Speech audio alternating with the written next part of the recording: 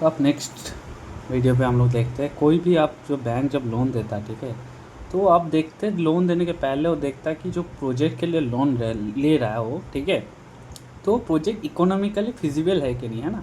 तो economic feasibility test of credit, जो credit है वो इकोनॉमिकली फिजिबल है कि नहीं, उसके लिए कैसे हम लोग पता करते हैं, ठीक है।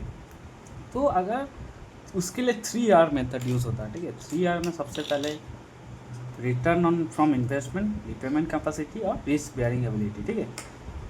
तो रिटर्न ऑफ इन्वेस्टमेंट क्या है, मतलब जो जिस काम के लिए हम मान लो लोन ले रहा है, ठीक है, वो प्रोडक्टिव है कि नहीं, प्रोडक्टिव काम के लिए लोन ले रहा है कि नहीं, है कि नहीं। मान लो 10 रुपये का लोन लिया, उससे उसका प्रोडक्शन में इंक्रीज़ हो रहा कि नहीं है, ठीक है। तो उस लोन लेने के बाद अगर उसको जितना रिटर्न आ रहा है और जितना कॉस्ट आ रहा है, ठीक है, अगर रिटर्न ग्रेटर देन कॉस्ट है तो इन्वेस्टमेंट अच्छा है, ठीक है। मान के चलो वो ट्रैक्टर 5 लाख रुपया लोन लिया ट्रैक्टर खरीदने के लिए, ठीक है। अब बैंक सोचेगा कि ट्रैक्टर जो है उससे उसका इनकम बढ़ रहा है कि नहीं, है कि इनकम अगर बढ़ेगा तो रिटर्न फ्रॉम इन्वेस्टमेंट अच्छा है, तो उसका लोन को पेमेंट कर पाएगा, ठीक है। उसके बाद बैंक क्या देखेगा कि उसका रीपेमेंट कैपेसिटी, मतलब वो इतना पैसा कमाता है कि नहीं कि लोन को रीपेमेंट कर पाए, है ना। तो इसका रीपेमेंट कैपेसिटी है कि नहीं। और क्या देखेगा बैंक, अगर मान के चलो उसका क्रॉप जो फेल हो गया है, ठीक है, या फिर कोई ड्रॉट आ गया, ठीक है, तो उस टाइम में वो कैसे पेमेंट करेगा, ठीक है। तो रिस्क बेयरिंग एबिलिटी उसका है कि नहीं, ठीक है। तो बैंक क्या क्या देखते हैं लोन लेने के जब देता है, तो return from the investment, investment से उसको रिटर्न कितना आ रहा है, ठीक है। रीपेमेंट कर पाएगा कि नहीं, एबिलिटी टू रीपे, है ना, अलोंग विद द इंटरेस्ट। और जो रिस्क और अनसर्टेनिटी है उसको वो बेयर कर पाएगा कि नहीं, ठीक है। अब आता है ना causes for poor repayment capacity, ठीक है। तो हमारा इंडिया में बहुत मैक्सिमम जो फार्मर है, ठीक है, अपना रीपेमेंट नहीं कर पाता है ना, कि इसलिए देखना कि बहुत सरकार मुकुब कर देता है लोन वोन, ठीक है। तो हम लोग का इंडिया में रीपेमेंट कैपेसिटी पुअर क्यों है, ठीक है। सबसे पहला जो रीज़न है small size of land holding. हमारा जो इंडिया में जो लैंड है बहुत छोटा है, ठीक है, इसके कारण जो क्या है प्रोडक्शन बहुत कम होता है, ठीक है। प्रोडक्शन कम होगा तो इनकम कम होगा और अपना लोन को रीपेमेंट नहीं कर पाता, ठीक है। उसके बाद लो प्रोडक्टिविटी एंड प्रोडक्शन, ठीक है। उनको लैंड छोटा है ना, इसलिए प्रोडक्शन भी कम है और उसमें वो अच्छा प्रोडक्ट मशीन्स वगैरह यूज़ नहीं कर पाता है ना, तो प्रोडक्टिविटी भी ज़्यादा नहीं है, ठीक है। उसका लो price and fluctuation in price, ठीक है। तो हम लोग को जो है जो प्राइस होता है ना, जो फार्मिंग में जो कम्युनिटी है उसका प्राइस बहुत कम होता है, ठीक है। और प्राइस में फ्लक्चुएसन भी बहुत होता है, ठीक है, कभी प्राइस बहुत बढ़ गया कभी बहुत कम हो गया, ठीक है। इसलिए वो रीपेमेंट नहीं कर पाता, ठीक है। उसके बाद हाई फैमिली एक्सपेंडिचर, अपना फैमिली में फूड हेल्थ केयर ये सब में बहुत ज़्यादा खर्चा हो जाता है, ठीक है, इसलिए फैमिली एक्सपेंडिचर बहुत ज़्यादा है। उसके बाद using farm credit for unproductive purpose, ठीक है। लोग क्या करता है कि अनप्रोडक्टिव काम के लिए लोन ले लेता है, ठीक है, अपना किसी के शादी के लिए ले लिया, ठीक है। तो उससे अपना एडिशनल इनकम जनरेट नहीं होता, उससे रिटर्न्स नहीं आता, ठीक है, इसलिए वो लोन जो है रीपेमेंट नहीं कर पाता, ठीक है। उसके बाद लो फार्मर्स इक्विटी, फार्मर का जो है इक्विटी बहुत कम है, ठीक है, उसके उतना स्ट्रेंथ नहीं है, अगर मान लो उसका फसल नष्ट हो गया तो उसके पास इक्विटी नहीं है कि अपना कुछ दूसरा जगह से लोन को रिपेमेंट कर दे, ठीक है। उसके बाद lack of adoption of improve technology, हमारे इंडिया में जो है इम्प्रूव टेक्नोलॉजी को उतना अडॉप्ट नहीं किया है सब लोग, ठीक है। अच्छा क्वालिटी जो सीड है, इरीगेशन, ये सब इम्प्रूव मशीनरी, ये सब कोई अडॉप्ट नहीं करता है, इसलिए प्रोडक्टिविटी कम होता है, अपना लोन को रिपेमेंट नहीं कर पाता, ठीक है। और उसके बाद poor management of farm resources, जो फार्म का जो रिसोर्सेज है लैंड लेबर कैपिटल, इसको अच्छे से मैनेज नहीं कर पाता, ठीक है, पुअर मैनेजमेंट होता है। अब आता है हम लोग measures to strengthen repayment capacity. हम लोग का रीपेमेंट जो है फिर जो रीपेमेंट कैपेसिटी है इंडिया में वो तो कम है, पता चल गया, ठीक है। अब जो है इसको स्ट्रेंथन कैसे करें, ठीक है, इसको कैसे बढ़ाए रीपेमेंट कैपेसिटी को, ठीक है। तो सबसे पहले जो है प्रॉपर ऑर्गेनाइजेशन एंड ऑपरेशन, ठीक है। तो हमारे पास जितना ज़मीन है, ठीक है, जितना रिसोर्स है उसको प्रॉपरली ऑपरेशन को अच्छे से मैनेज करो, ऑर्गेनाइजेशन जो है प्रॉपरली करो, ठीक है। उसके बाद adopting the potential technology for increasing production and reducing, ठीक है। जो अच्छा टेक्नोलॉजी है, ठीक है, जो हाई यील्डिंग वैरायटी हो गया, ड्रिप इरीगेशन हो गया, इम्प्रूव मशीनरी, ठीक है, इसको तुम यूज़ करो, ठीक है, इससे तुम प्रोडक्शन और प्रोडक्टिविटी बढ़ा सकते हो, ठीक है। Removing the imbalances in resource availability, ठीक है, जो इम्बैलेंसेस है रिसोर्स में, मतलब प्रॉपर कॉम्बिनेशन में, तो मतलब लैंड लेबर कैपिटल, ठीक है, उसको प्रॉपर कॉम्बिनेशन में यूज़ करना चाहिए, ठीक है। अगर मान लो तुम लैंड को ज़्यादा यूज़ करो, लेबर कम है, ठीक है, तो इम्बैलेंस नहीं होना चाहिए, ठीक है, जितना रिसोर्स है उसका इम्बैलेंस नहीं होना चाहिए, ठीक है। और उसके बाद scheduling the role repayment plans according to the flow of income, ठीक है। तुम्हारा जैसा फ्लो ऑफ इनकम होगा उस हिसाब से तुम रीपेमेंट प्लान अपना शेड्यूल करो, ठीक है। मान लो जब तुम्हारा हार्वेस्ट होगा, ठीक है, तुम्हारा जो है जब तुम्हारा हार्वेस्ट होगा उसी टाइम तुम्हारा हो सकता है रीपेमेंट का टाइम हो, है ना, उस टाइम तो रीपेमेंट करो। तो रीपेमेंट प्लान तुम ऐसा शेड्यूल करो कि तुम्हारा फ्लो ऑफ इनकम उस टाइम हो, ठीक है। उसके बाद strengthening the net worth of farm household, ठीक है। तुम्हारा जो फार्म हाउस होल्ड का जो नेटवर्थ है उसको स्ट्रेंथ करो, उसको स्ट्रॉन्ग करो, ठीक है। डाइवर्सिफाइंग द फार्म एंटरप्राइज, ठीक है। अपना सिर्फ एक चीज़ पे डिपेंड मत हो, ठीक है। तुम अपना फार्म के साथ साथ पोल्ट्री, फिश फार्मिंग सब कुछ करो, डेयरी करो।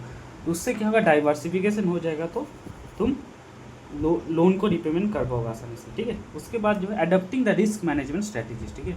रिस्क मैनेजमेंट स्ट्रैटेजी क्या क्या है, जैसे तुम इंश्योरेंस ले लो, ठीक है। उसके बाद कैटल का इंश्योरेंस ले लो, मशीनरी का इंश्योरेंस ले लो, तो ये सब होगा रिस्क मैनेजमेंट, ठीक है। अब आता है टाइप ऑफ रिस्क, ठीक है। हमारा जो क्या क्या किस किस टाइप का रिस्क है, ठीक है। सबसे पहले जो है प्रोडक्शन रिस्क। प्रोडक्शन रिस्क क्या है, मेरा प्रोडक्शन हो सकता है कि कम हो जाए, है ना, मान लो पेस्ट अटैक आ गया, कुछ आ गया, मैनेजमेंट में सही से नहीं कर पाया, ठीक है, तो उसके कारण जो है प्रोडक्शन कम हो गया, तो प्रोडक्शन रिस्क हो गया। उसके बाद टेक्नोलॉजिकल रिस्क। टेक्नोलॉजिकल रिस्क क्या है, मान लो फार्मर कोई नया टेक्नोलॉजी एडोप्ट किया, ठीक है, अब जो है उसको उसका खेत के लिए अनसुटेबल है, ठीक है, तो ये टेक्नोलॉजिकल रिस्क हो सकता है, ठीक। उसका risk cause by illiteracy and ignorance, ठीक है। मान लो फार्मर को पता ही नहीं है कि कितना फर्टिलाइजर डोज यूज़ करना है, ठीक है, तो ज़्यादा फर्टिलाइजर दे दिया तो फसल ख़राब हो गया, ठीक है, तो इलिटरेसी और इग्नोरेंस के कारण। उसके बाद inefficiency by sickness of farmer, ठीक है। मान लो फार्मर का तबीयत ख़राब हो गया, ठीक है, तो आप जो है वो सही से मैनेज नहीं कर पाया, ठीक है, इसके वजह से तुम्हारा प्रोडक्शन कम हो गया, ठीक है। उसके बाद इंस्टीट्यूशनल रिस्क। मान लो गवर्नमेंट को पॉलिसी में चेंज कर दिया, ठीक है, सब्सिडी वाला कुछ चेंज कर दिया, कुछ क्रेडिट प्लान में कुछ चेंज कर दिया, ठीक है, तो इसके वजह से रिस्क हो सकता है, इंस्टीट्यूशनल रिस्क। उसके बाद वेदर अनसर्टेनिटी, ठीक है, कुछ ख़राब वेदर हो गया, ड्रॉट आ गया, फ्लड आ गया, ठीक है, साइक्लोन आ गया, उसके वजह से तुम्हारा अनसर्टेनिटी आ गया। उसके बाद प्राइस अनसर्टेनिटी, प्राइस तुम्हारा हो सकता है गिर गया, ठीक है, बहुत प्राइस कम हो गया, ठीक है, तो प्रोडक्शन के लिए रिस्क हो सकता है तुम्हारा। टेक्नोलॉजिकल रिस्क, ठीक है, लिटरेसी या फिर इग्नोरेंस का, सिकनेस की वजह से हो सकता है, इंस्टीट्यूशनल हो सकता है, वेदर हो सकता है, और प्राइस हो सकता है, ठीक है। अब पता हम लोग रिस्क बेयरिंग एबिलिटी क्या है, ठीक है। रिस्क बेयरिंग एबिलिटी क्या है, मान लो फार्मर कोई अनसर्टेनिटीज आ गया, ठीक है, मान लो ड्रॉट आ गया, तो उसके वजह से अगर वो फार्मर जो है फार्मर का लॉस हो जाएगा, ठीक है, तो फार्मर का कैपेसिटी है कि नहीं फिर से वो खेती कर पाए, ठीक है, और अपना लोन को रीपेमेंट कर पाए, ठीक है। मान लो कोई फार्मर ए है जिसके पास सेविंग है पहले से, और उसके और भी सोर्स है, डेयरी है, इनकम है, क्रॉप का इंश्योरेंस लेकर आ गया था, ठीक है। अब फार्मर बी मान को कोई सेविंग्स नहीं है, ठीक है, कोई इंश्योरेंस नहीं है, ठीक है, तो अब मान लो कुछ किसी का ख़राब हो गया तो फार्मर ये पूरा बर्बाद हो जाएगा, है ना, तो फार्मर ए का रिस्क बेयरिंग एबिलिटी कम है, ठीक है।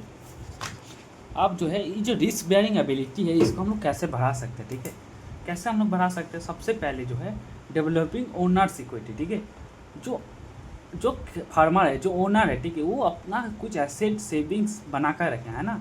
मान लो लॉस हो गया तो उसके ऐसा नहीं कि नेक्स्ट टाइम वो खेती नहीं कर पाए, ठीक है, तो उस अपना एसेट उसको बढ़ाना पड़ेगा, ठीक है। उसके बाद डेवलपिंग द मॉडल कैरेक्टर, तुम अगर तुमको डिसिप्लिन होना पड़ेगा, हार्ड वर्किंग होना पड़ेगा, ठीक है, तो फाइनेंशियल स्टेबिलिटी को सही से मैनेज करना पड़ेगा, ठीक है, तो मॉडल कैरेक्टर तुमको अच्छा करना पड़ेगा। उसके बाद अपना फैमिली और फार्म का जो एक्सपेंडिचर है उसको कम करना पड़ेगा, ठीक है, अननेसेसरी एक्सपेंडिचर नहीं करना, ठीक है। इसके बाद taking a stable and reliable enterprise, ठीक है, कुछ जो स्टेबल और रिलायबल इंटरप्राइजेस है जैसे डेयरी हो गया, ठीक है, ये सब चीज़ में तुम डिपेंड साइड बाय साइड ये सब चीज़ में भी तुमको ये करना पड़ेगा, ठीक है। उसका providing the ability to take up credit at good and bad times, ठीक है, तो अपना जो है क्रेडिट स्कोर तुम अच्छा बना के रखोगे, ठीक है, तो तुमको सो दैट कि तुमको ख़राब टाइम में क्रेडिट मिल पाए, ठीक है। मान लो तुम्हारा लॉस हो गया तो तुम मान लो पहले लोन लिया उसको तुम नहीं चुका, ठीक है, तो तुम्हारा क्रेडिट स्कोर ख़राब हो गया तो नेक्स्ट टाइम तुमको लोन भी नहीं मिलेगा, ठीक है। अब आता है creating ability to earn money and save money, ठीक है, तो तुम्हारा अंदर एबिलिटी होना चाहिए तुम अच्छे से और पैसा कमाओ और सेव करो, ठीक है। और उसके बाद इंश्योरेंस वगैरह तुमको लेना पड़ेगा, ठीक है, क्रॉप इंश्योरेंस, लाइफ स्टॉक, ठीक है, ये सब इंश्योरेंस तुम लेकर रखो। अब आता है 5C ऑफ क्रेडिट, ठीक है। 5C ऑफ क्रेडिट क्या है, मान लो बैंक में तुम लोन लेने गए हो, ठीक है, तो तुमको लोन मिलेगा कि नहीं, ठीक है, तो बैंक क्या क्या तुम्हारा तुम्हें क्या क्या चीज़ देखेगा, ठीक है। सबसे पहले बैंक देखेगा तुम्हारा कैरेक्टर, ठीक है, तुम्हारा ऑनेस्टी है कि नहीं, तुम्हारा रेपुटेशन कैसा है, ठीक है, तुम पहले किसी का डिफ़ॉल्ट तो नहीं किया हो, ठीक है, पहले जो हिस्ट्री है उसके बेसिस पे तुम्हारा कैरेक्टर को जांच करेगा, ठीक है। उसके बाद कैपेसिटी देखेगा कि तुम्हारा कैपेसिटी है कि नहीं, तुम इतना कमा पाओगे कि नहीं कि लोन का पैसा भर पाओ, ठीक है। उसके बाद कैपिटल देखेगा, मान के चलो तुम जिस जिस चीज़ के लिए लोन लियो बाई चांस वो फेल हो गया, ठीक है, तुम्हारे पास इतना कैपिटल है क्या कि तुम अपने पैसा उसको दे दो, वापस कर दो, है ना, अपने पैसे से दे दो कि और जगह से तुम लगा दो पैसा, रिपेमेंट कर दो, ठीक है। उसके बाद देखिएगा कंडीशंस, ठीक है। तुम जिस मान लो तुम एआई के लिए लोन ले रहे हो, ठीक है, तो आप जो एआई का देखिएगा कि हाँ अब अभी जो है कंडीशंस कैसा है, ठीक है, मार्केट में, ठीक है, टमाटर के लिए लोन ले रहे हो, ठीक है, तो अभी मार्केट का कंडीशंस क्या है, ठीक है, वेदर कैसा है, ठीक है, मार्केट का प्राइस, गवर्नमेंट का पॉलिसी क्या है, उस चीज़ पे देखिएगा, ठीक है। उसके बाद बैंक जो है अपना कॉमन, बैंक मैनेजर जो है अपना कॉमन सेंस लगाएगा, ठीक है, प्रैक्टिकली जज करेगा कि हाँ इसको देना चाहिए कि नहीं, ठीक है। उसके बाद आता है हम लोग 7C ऑफ क्रेडिट, ठीक है, ये हो गया 5C। अब आता है 7P, ठीक है। सबसे पहले है P, principle of productive purpose, ठीक है। ये जो है तुम एग्रीकल्चर लोन लेने जाते हो ना, तब तुम्हारा 7P देखा जाता है, ठीक है। तो सबसे पहले प्रिंसिपल ऑफ प्रोडक्टिव पर्पस, तुम जिस चीज़ के लिए लोन ले रहे हो प्रोडक्टिव है कि नहीं, ठीक है। तो तुम ऐसा एक्टिविटी के लोन ले रहे हो, मान लो तुम ले रहे हो शादी के लिए लोन ले रहे हो, ठीक है, उससे तुम्हारा कोई इनकम तो जनरेट होगा नहीं, है ना, तो प्रोडक्टिव नहीं। तो ऐसा चीज़ के लिए अगर लोन ले रहे हो कि प्रोडक्टिव है, ठीक है, तो उसके लिए तुमको लोन मिल जाएगा, ठीक है। उसके बाद प्रिंसिपल ऑफ पर्सनैलिटी, तुम्हारा पर्सनैलिटी कैसे, ऑनेस्ट हो कि नहीं, हैबिट कैसा है, ठीक है, तुमको रिलाई कर सकता है कि नहीं, वो चीज़ देखिए। उसका प्रिंसिपल ऑफ प्रोडक्टिविटी, प्रोडक्टिविटी क्या है, लोन जो है तुम जिस चीज़ के लिए लोन ले रहे हो, ठीक है, अब उससे तुम्हारा प्रोडक्शन और प्रॉफिटेबिलिटी बढ़ेगा कि नहीं, अगर बढ़ रहा है तो प्रोडक्टिव है, ठीक है। प्रिंसिपल ऑफ फेस्ड डिसबर्समेंट, ठीक है, तुमको एक बार में सारे लोन नहीं देगा, ठीक है, मान लो तुमको फेज में देगा, ठीक है, तुमको जब जिस मान लो अभी सोइंग कर रहे हो तो अभी तुमको ज़रूरत पड़ गया, ठीक है, तो फेज में तुमको देगा, ठीक है। उसके बाद है प्रिंसिपल ऑफ प्रॉपर यूटिलाइजेशन, ठीक है, तो लोन जो लिए हो तुम अच्छे से यूटिलाइज कर पा रहे हो कि नहीं, कर रहे हो कि नहीं, ठीक है। अगर तुम लोन लिए हो अब वो लोन का तुम यूज़ कर ही नहीं रहो, ठीक है, किसी और चीज़ में यूज़ कर रहे हो, ठीक है, तो प्रॉपर यूटिलाइजेशन कर रहे हो कि नहीं, ठीक है। उसका प्रिंसिपल ऑफ पेमेंट, ठीक है, तो पेमेंट शेड्यूल जो है अपना बोरोवर्स का जो इनकम है उससे मैच होना चाहिए, ठीक है। मतलब जब उसको खेती से पैसा मिलेगा उसी टाइम वो पेमेंट करेगा, ठीक है। मान लो जब सोइंग कर रहा हो उस टाइम तुम पैसा मांग रहे हो, तो ऐसा तो होगा नहीं, है ना। उसके बाद से प्रिंसिपल ऑफ प्रोटेक्शन, तुम्हारा जो लोन है प्रोटेक्टेड है कि नहीं, हो सकता है तुम कुछ गिरवी रखे, कोलेटरल रखे हो, इंश्योरेंस लिए हो कि नहीं, प्रॉपर डॉक्यूमेंटेशन किए हो कि नहीं, ठीक है। अब आता हम लोग procedural formalities in the sanction of loan, ठीक है, फार्मर। तो क्या क्या फॉर्मेलिटी होता है जब लोन सैंक्शन होता है, ठीक है। सबसे पहले जो इंटरव्यू विद द फार्मर के साथ इंटरव्यू करते हैं, उससे इंफॉर्मेशन लेते हैं फार्मर से, ठीक है, कि किस चीज़ के लिए लोन ले रहे हो, क्या पर्पज़ है, ठीक है, ये सब लिया। उसके बाद submission of the loan application by the farmer, ठीक है, फार्मर जो है अपना लोन एप्लीकेशन जमा करता है, ठीक है, कि हाँ बैंक में जमा किया, ठीक है। उसके बाद बैंक जो है स्क्रूटनी ऑफ रिकॉर्ड्स, तुम्हारा लैंड रिकॉर्ड, ठीक है, उसके बाद प्रीवियस तुम्हारा लैंड है कि नहीं, है कि नहीं, तुम मान लो जमा किए हो कि मैं लोन लूँगा, देखेगा तुम्हारे पास लैंड है कि नहीं, जो डॉक्यूमेंट तुम जमा किए हो सही है कि नहीं, ठीक है, तुम्हारा पुराना हिस्ट्री कैसा है, ठीक है, कोई पुराना लोन है कि नहीं, वो सब चेक करेगा, ठीक है। उसके बाद visit to the farmers field before sanction on loan, ठीक है, लोन देने के पहले अपना फार्मर फील्ड में जाकर विजिट करते हैं, ठीक है, देखते हैं कि हाँ सही है कि नहीं, ठीक है। उसके बाद क्राइटेरिया ऑफ लोन एलिजिबिलिटी, ठीक है, तुम एलिजिबल हो कि नहीं, 3R 5C, ठीक है, ये सब तुम सेटिस्फाई कर रहे हो कि नहीं, ठीक है, वो देखते हैं। उसके बाद जो है बैंक मैनेजर लोन को सैंक्शन कर देता, ठीक है। उसके बाद क्या करना था, सबमिशन ऑफ प्रीक्विजिट डॉक्यूमेंट्स, ठीक है। तो प्रीक्विजिट डॉक्यूमेंट्स क्या है, मतलब जैसे सिक्योरिटी डॉक्यूमेंट हो गया, ठीक है, एग्रीमेंट जो है, रेंट एंड एग्रीमेंट, ये सब तुम जमा करोगे, ठीक है। उसके बाद जो है डिसबर्समेंट हो जाएगा, तुम सारे डॉक्यूमेंट जमा कर दिया, उसके बाद जो पैसा है रिलीज़ हो जाएगा, ठीक है। उसके बाद पोस्ट क्रेडिट फॉलोअप मेजर, ठीक है, तुमको लोन देने के बाद जो बैंक में ऑफिसर होता है, एग्रीकल्चर फील्ड ऑफिसर, ठीक है, वो लोग जाकर मॉनिटर करेगा, ठीक है, तुम लोन जो है प्रॉपरली यूटिलाइज़ कर रहे हो कि नहीं, सही से यूज़ कर रहे हो कि नहीं, है ना, ऐसा तो नहीं अनप्रोडक्टिव काम में यूज़ करो, ठीक है। उसके बाद जो है रिकवरी ऑफ लोन, जो जब तुमको जो लोन जिस लिए हो जब वो फुलफिल हो जाएगा, उसके बाद धीरे धीरे तुम प्रिंसिपल अमाउंट और इंटरेस्ट अपना रिकवरी करेगा, ठीक है। अब आता हम लोग रीपेमेंट प्लान, ठीक है। रीपेमेंट प्लान क्या क्या है, रीपेमेंट प्लान क्या है, सबसे मतलब तुम जो लोन लिए हो, ठीक है, आप उसको रीपेमेंट तुम कैसे करोगे, ठीक है। तो बहुत टाइप का रीपेमेंट प्लान होता है। सबसे पहले जो स्ट्रेट एंड पेमेंट प्लान, ठीक है। स्ट्रेट एंड रीपेमेंट प्लान क्या है? मान लो तुम लोन लिए हो, ठीक है।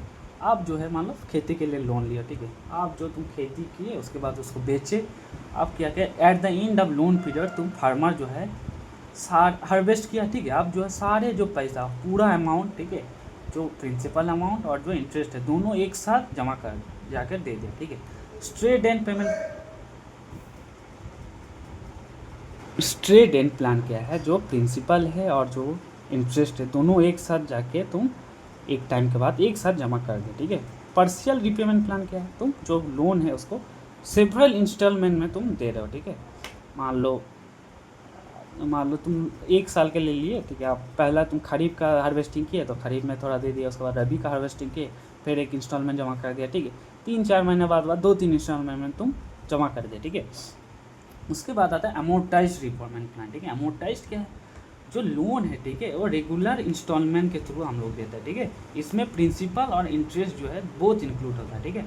जो ट्रैक्टर लोन लेता है, ठीक है, थोड़ा थोड़ा करके उसमें प्रिंसिपल भी थोड़ा रहेगा और इंटरेस्ट भी थोड़ा रहेगा, ठीक है। तो ये 2 टाइप का होता है, एक डिक्रीजिंग पेमेंट और एक इवेंट, ठीक है। डिक्रीजिंग क्या है? ये जो है तुम्हारा इंटरेस्ट कितना पे लगता है? टोटल जितना तुम्हारा अमाउंट बचा है उस पर लगता है, ठीक है। मान लो तुम 10,000 लोन लिए, ठीक है। अब पहला महीने में मान लो तुम 1,000 सबमिट कर दी, नेक्स्ट महीने में तुमको 9,000 और सबमिट करना है, ठीक है। तो 9,000 पे इंटरेस्ट लगेगा, ठीक है। तो ये इसलिए डिक्रीजिंग होता है, टोटल इंस्टॉलमेंट डिक्रीज होता रहता है टाइम के साथ। क्यों? क्योंकि इंटरेस्ट जो है कम होता रहता है, ठीक है।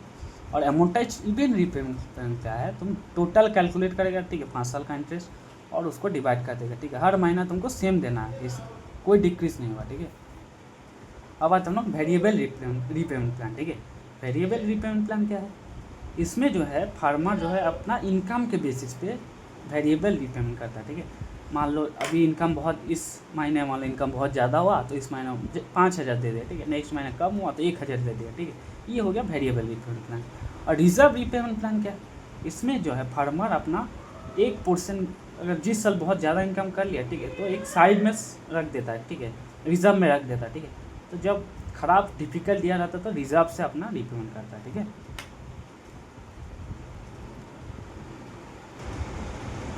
अब हम लोग देखते हैं प्रोजेक्ट क्या होता है, ठीक है। प्रोजेक्ट क्या है? प्रोजेक्ट को हम लोग कैसे डिफाइन कर सकते हैं? प्रोजेक्ट इज इन्वेस्टमेंट एक्टिविटी, ठीक है। प्रोजेक्ट एक टाइप का इन्वेस्टमेंट एक्टिविटी है, ठीक है, जिसमें जो है हम लोग अपना मनी खर्चा, हम लोग जो मनी है उसको, कोई कैपिटल रिसोर्स जो है उसको हम लोग इन्वेस्ट करता है to create and productive asset, ठीक है। तो प्रोजेक्ट क्या है? एक टाइप का इन्वेस्टमेंट एक्टिविटी है, ठीक है, जिसमें हम लोग मनी या फिर कैपिटल रिसोर्स को एक प्रोडक्टिव एसेट बनाने के लिए उसको इन्वेस्ट करता है to create a productive asset, ठीक है। और प्रोडक्टिव एसेट जो है हम लोगों का, उसका कुछ स्पेशल ऑब्जेक्टिव रहेगा, ठीक है, या फिर उससे हम लोग को कुछ बेनिफिट मिलेगा, ठीक है। तो प्रोजेक्ट क्या है? एक इन्वेस्टमेंट एक्टिविटी है जिसमें हम लोग खर्चा करेंगे कैपिटल रिसोर्स को या फिर मनी को, ठीक है, और एक प्रोडक्टिव एसेट बनाएंगे, ठीक है। और जो प्रोडक्टिव एसेट है उसका कोई स्पेशल ऑब्जेक्टिव रहेगा और बेनिफिट्स रहेगा, ठीक है। अब जो है मान लो जो आज हम लोग लैंड प्रिपरेशन के लिए या फिर इरिगेशन लेबर ये सब में पैसा खर्च किया, ठीक है, क्यों? उसके बाद मुझे प्रोडक्टिव एसेट क्या मिला? मैंगो ऑर्चर्ड बना, ठीक है, वो मेरे लिए प्रोडक्टिव एसेट है। और फ्यूचर में प्रोडक्टिव एसेट, उससे मैं इनकम जनरेट, पैसा कमा पाऊँगा, ठीक है। अब प्रोजेक्ट जो होता है एक टेम्पोरेरी होता है, ठीक है। प्रोजेक्ट टेम्पोरेरी होता है हमेशा और यूनिक इन नेचर होता है, ठीक है। प्रोजेक्ट का एक यूनिक होगा, हर प्रोजेक्ट अलग, हर प्रोजेक्ट का ऑब्जेक्टिव अलग रहेगा, हर प्रोजेक्ट का कंडीशंस अलग रहेगा, है ना। और प्रोजेक्ट एक टेम्पोरेरी होता है, ठीक है। और इसमें जो लेकिन जो ऑपरेशन होता है, ऑपरेशन मान लो ऑपरेशन वाला प्रोजेक्ट को करने के लिए, ठीक है, ऑपरेशन जो होता है वो ऑनगोइंग होता है और रिपीटेटिव होता है, ठीक है। प्रोजेक्ट हमेशा टेम्पोररी और यूनिक होगा, लेकिन प्रोजेक्ट कुछ कैसे करते हैं उसके लिए जो ऑपरेशन करते हैं हम लोग वो हमेशा ऑनगोइंग होगा और रिपीटेटिव होगा, ठीक है। अब आता है agricultural projects constitute the whole complex of activities that. और एग्रीकल्चर प्रोजेक्ट क्या है? ये कॉम्प्लेक्स एक्टिविटीज़ है जिसमें हम लोग का जो नेचुरल और लोकली अवेलेबल रिसोर्स है उसको हम लोग यूज़ करते हैं। क्यों यूज़ करते हैं? उससे हम लोग जो लोकल पीपल है उसका बेनिफिट होगा, ठीक है। तो एग्रीकल्चरल प्रोजेक्ट क्या है? जिसमें हम लोग एक कॉम्प्लेक्स एक्टिविटीज़ है जिसमें हम लोग नेचुरल और लोकली अवेलेबल रिसोर्स को यूज़ करते हैं अपना लोकल पीपल को बेनिफिट देने के लिए, ठीक है। अब आता है प्लान्स और प्रोजेक्ट, ठीक है। प्लान्स और प्रोजेक्ट में क्या डिफरेंस, प्लान्स क्या है, plans is are the systematic activity, ठीक है। प्लान्स क्या है, सिस्टमेटिक एक्टिविटी है जिसको हम लोग डिसाइडेड इन एडवांस, पहले से हम लोग डिसाइड करते हैं, ठीक है। और further range of social objectives, ठीक है। मान के चलो गवर्नमेंट जो है डिसाइड किया कि हम लोग को अब वेजिटेबल प्रोडक्शन जो है इस अगले 5 साल में हम लोग को 20% तक बढ़ाना है, ठीक है। तो गवर्नमेंट का ये प्लान है कि 5 साल में हम लोग का वेजिटेबल प्रोडक्शन 20% से बढ़ाना है, ठीक है। अब उसके लिए गवर्नमेंट मान के चलो बहुत सारे प्रोजेक्ट लेकर आया, इस्टेब्लिश ग्रीन हाउस प्रोजेक्ट, ठीक है। इरिगेशन फैसिलिटी इंप्रूव कर रहा है, फार्मर को ट्रेनिंग दे रहा है, ठीक है। तो प्रोजेक्ट जो है प्लान का